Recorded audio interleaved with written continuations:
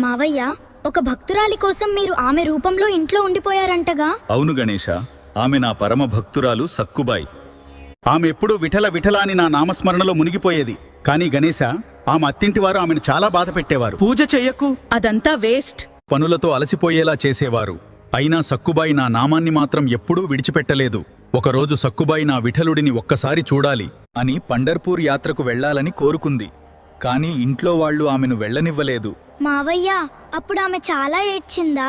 అవును గణేశ, ఆమె కన్నీళ్లు చూసి నేను వైకుంఠంలో ఉండలేకపోయాను. అందుకే నేనే సక్కుబాయి రూపంలో ఆమె ఇంట్లో ఉండిపోయాను. అవునా స్వామి? సక్కుబాయి స్థానంలో నేనే ఇంటి పనులు చేశాను.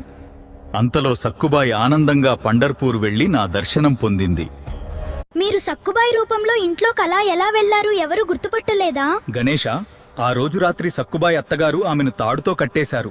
ఎందుకంటే ఆమె పండర్పూర్ వెళ్లిపోతుందేమో అని భయపడ్డారు.